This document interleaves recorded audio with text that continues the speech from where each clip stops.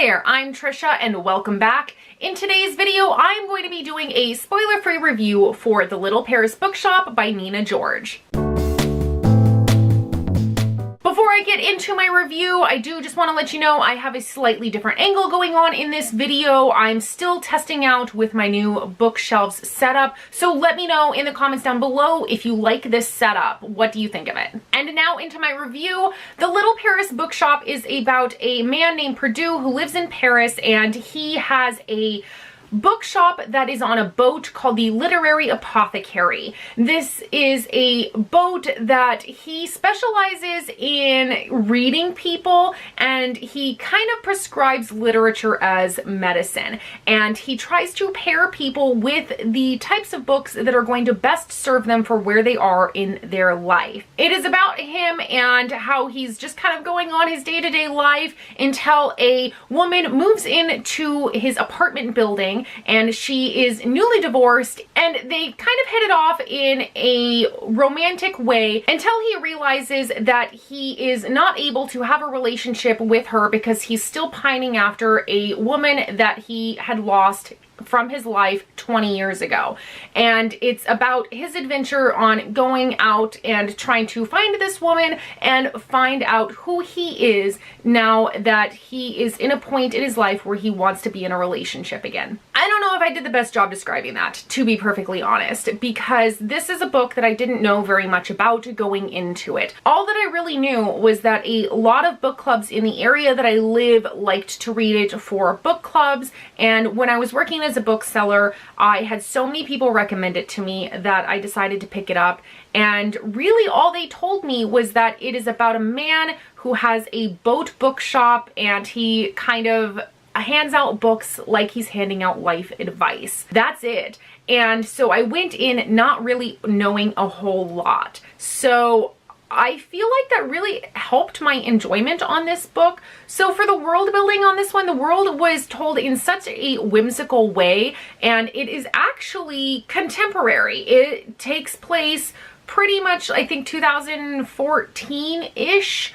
And so I didn't know that going in, and I really loved the way the world was presented to us in a way that kind of followed the journey of the mental state of Perdue as our main character. And so I really appreciated that it's not world building per se, but it's his world view that we were getting. So I think that not world building, but the way the world is viewed through this book was such a delight. And I loved the way that it changed and shifted as we saw Perdue's state of mind change. As for the characters on this one, I absolutely adored Perdue as a main character. I loved that he was a man that seemed to know so much about emotions and the human experience and relationships and human connection, but that he has cut himself off from all of these things. And within his own realm of experience, within his own life, he doesn't really understand how to connect to people or how to have a true, meaningful, emotional relationship with the world around him. He's been that way for the last 20 years, and I found him to be such an interesting and compelling protagonist that I was really invested in his journey and going on the journey of learning what it is for him to learn to love and live life again, and all the while getting little tidbits and snippets that I can apply to my own life. Max, the main side character in this book, is a young author who is kind of struggling with his writer's block after his first published novel became a wild success, and he's trying to work on a second book. And he lives in the apartment complex that Perdue lives in and goes on this journey with him. And I thought that Max was such a quirky and delightful character, and I thought he balanced Perdue really nicely, and that throughout their journey together they learned a lot from each other, though not overtly. It was something that they picked up on things through the experience of being together, and I thought that they complemented each other very well. So like I said, I didn't really know what to expect too much going into this, and that's okay because I really enjoyed the way that the story took off.